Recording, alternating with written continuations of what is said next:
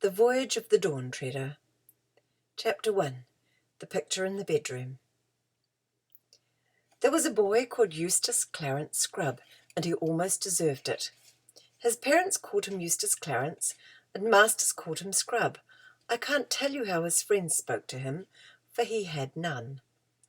He didn't call his father and mother father and mother, but Harold and Alberta. They were very up-to-date and advanced people. They were vegetarians, non-smokers and teetotalers, and wore a special kind of underclothes. In their house there was very little furniture and very few clothes on the bed, and the windows were always open. Eustace Clarence liked animals, especially beetles, if they were dead and pinned on a card. He liked books if they were books of information and had pictures of grain elevators, or foreign children doing exercises in model schools. Eustace Clarence disliked his cousins, the four Pevensies, Peter, Susan, Edmund, and Lucy, but he was quite glad when he heard that Edmund and Lucy were coming to stay, for deep down inside him he liked bossing and bullying. And though he was a puny little person who couldn't have stood up even to Lucy, let alone Edmund, in a fight, he knew that there are dozens of ways to give people a bad time if you were in your own home and they are only visitors. Edmund and Lucy did not at all want to come and stay with Uncle Harold and Aunt Alberta, but it really couldn't be helped. Father had got a job lecturing in America for 16 weeks that summer, and Mother was to go with him because she hadn't had a real holiday for 10 years. And Peter was working very hard for an exam, and he was to spend the holidays being coached by old Professor Kirk, in whose house these four children had had wonderful adventures long ago in the war years. If he had still been in that house, he would have had them all to stay, but he had somehow become poor since the old days, and was living in a small cottage with only one bedroom to spare. It would have cost too much money to take the other three all to America, and Susan had gone. Grown-ups thought her the pretty one of the family, and she was no good at schoolwork, though otherwise very old for her age, and Mother said she would get far more out of a trip to America than the youngsters. Edmund and Lucy tried not to grudge Susan her luck, but it was dreadful having to spend the summer holidays at their aunt's. "But it's far worse for me," said Edmund, "because you'll at least have a room of your own, and I shall have to share a bedroom with that record stinker, Eustace." The story begins on an afternoon when Edmund and Lucy were stealing a few precious minutes alone together. And of course they were talking about Narnia, which was the name of their own private and secret country.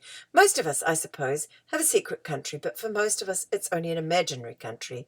Edmund and Lucy were luckier than other people in that respect. Their secret country was real. They had already visited it twice, not in a game or a dream, but in reality.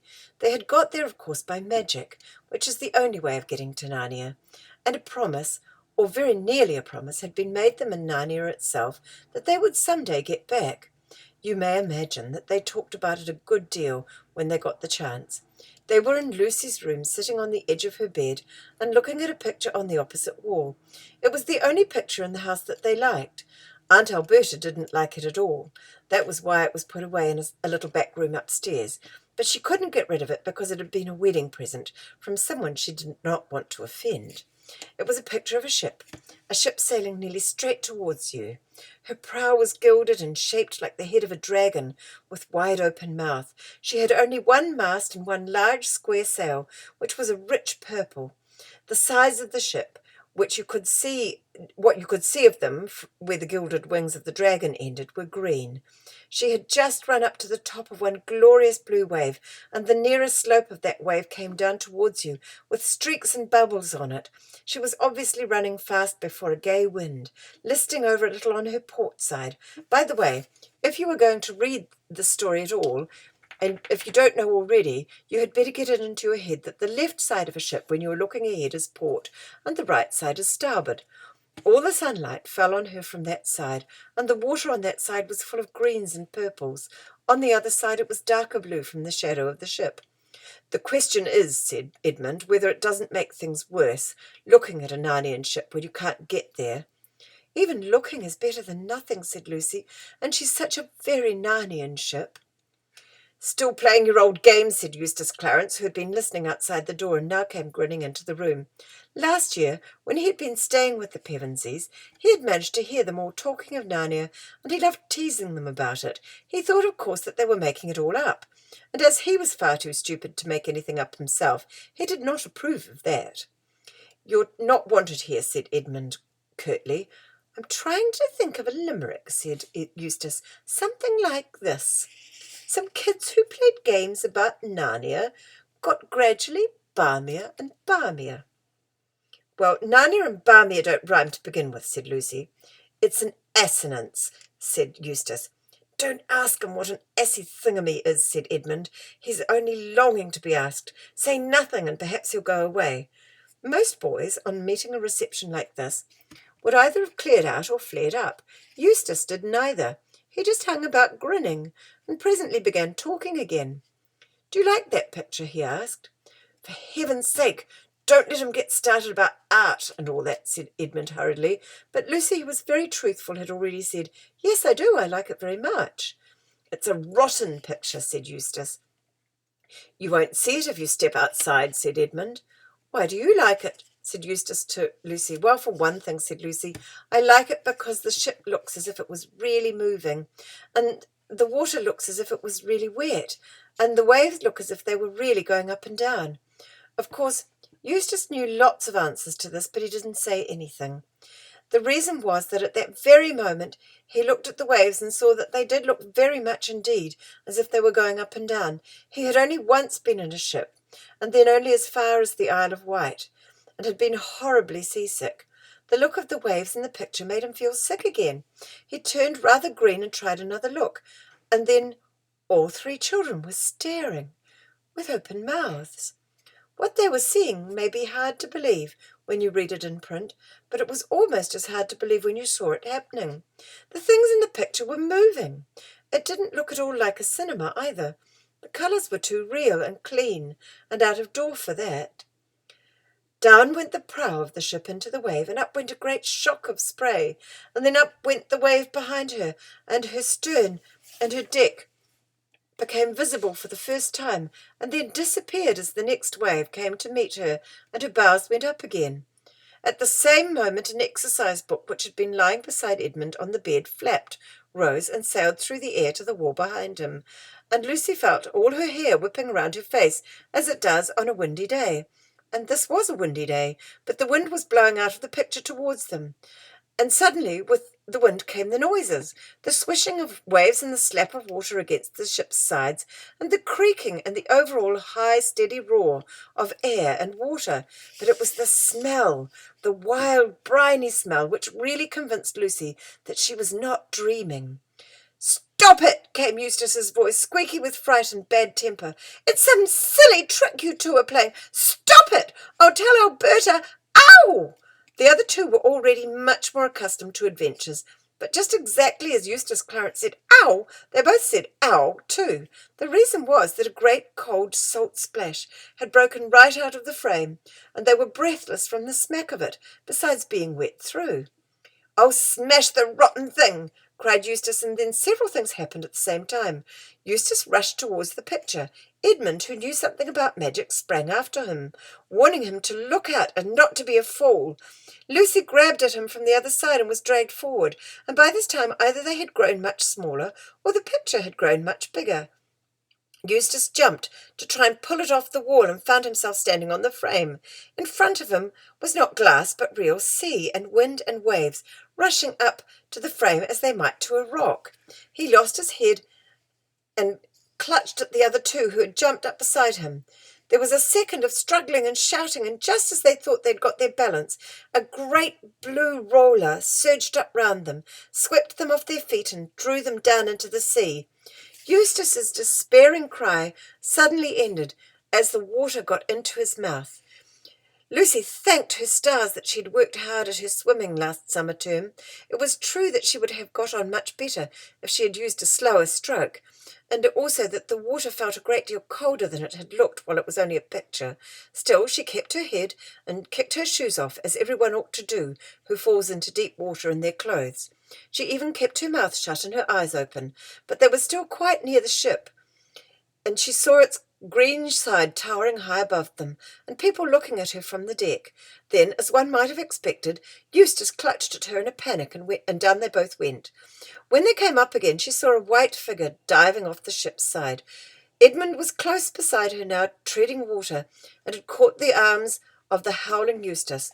Then someone else, whose face was vaguely familiar, slipped an arm under her from the other side.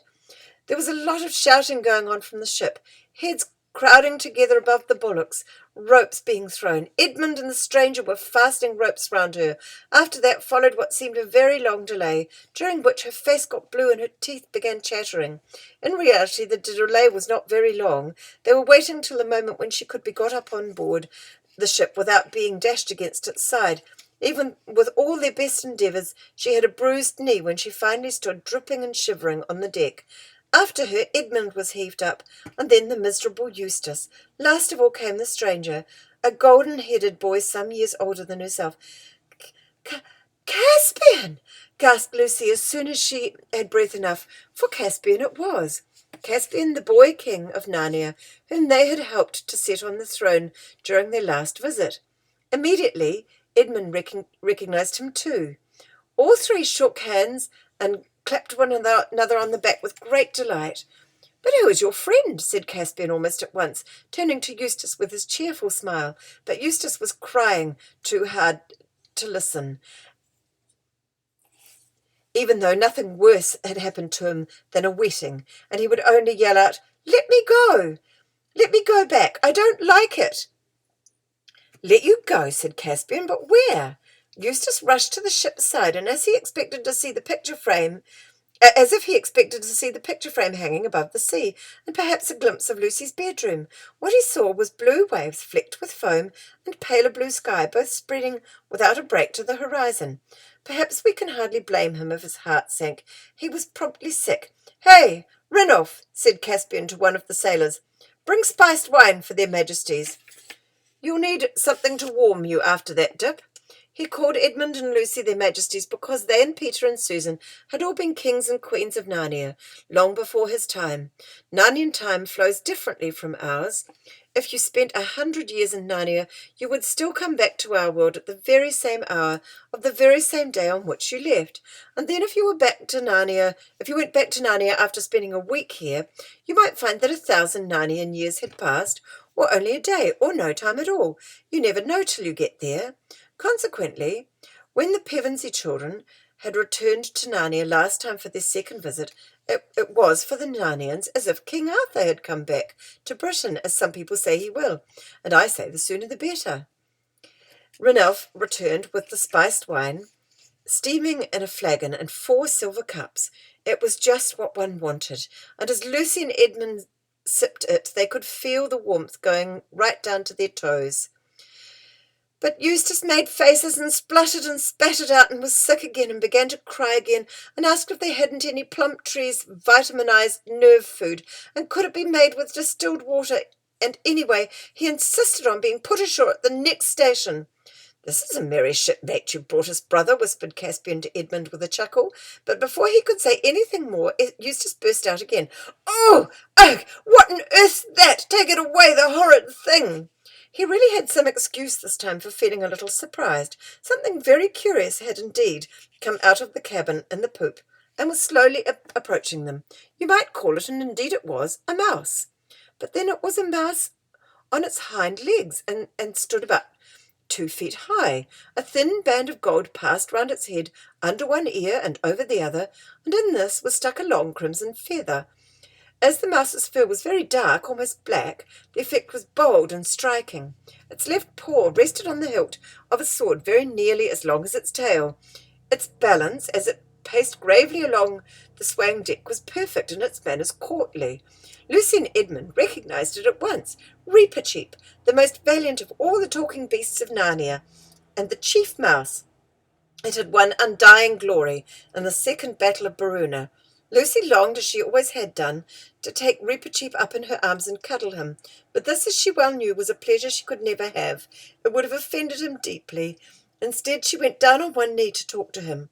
Reepicheep put forward his left leg, drew back his right, bowed, kissed her hand, straightened himself, twirled his whiskers, and said in his shrill piping voice, "My humble duty to your Majesty and to King Edmund." And here he bowed again. "Nothing except your Majesty's presence was lacking to this glorious venture." "Ugh! Take it away!" wailed Eustace. "I hate mice, and I never could bear performing animals. They're silly and vulgar and sentimental." "Am I to understand," said Reepicheep to Lucy after a long stare at Eustace, "that this singularly discourteous person is under your Majesty's protection? Because if not—" At this moment Lucy and Edmund both sneezed. "What a fool I am to keep you all standing here in your wet things," said Caspian. "Come on below and get changed. I'll give you up my cabin, of course, Lucy, but I'm afraid we have no women's clothes on board. You'll have to make do with some of mine. Lead the way, Reepicheep, like a good fellow." "To the convenience of a lady," said Reepicheep. "Even a question of honour must give way, at least for the moment." And here he looked very hard at Eustace.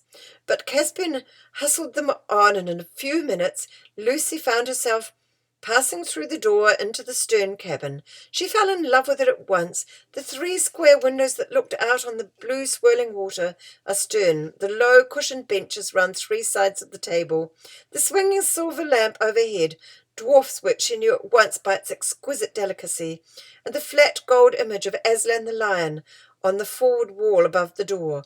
All this she took in a flash, for Caspian immediately opened a door on the starboard side and said, "This'll be your room, Lucy. I'll just get some dry things for myself." He was rummaging in one of the lockers while he spoke, "and then leave you to change. If you'll fling your wet things outside the door, I'll get them taken to the galley to be dried." Lucy found herself as much at home as she had been in Caspian's cabin for weeks, as if she had been in Caspian's cabin for weeks, and the motion of the ship did not worry her, for in the old days when she had been a queen in Narnia, she had done a good deal of voyaging. The cabin was very tiny, but bright with painted panels, all birds and beasts and crimson dragons and vines, and spotlessly clean. Caspian's clothes were too big for her, but she could manage. His shoes, sandals, and sea boots were hopelessly big, but she did not mind going barefoot on board ship. When she had finished dressing, she looked out of her window at the water rushing past and took a long, deep breath. She felt quite sure they were in for a lovely time.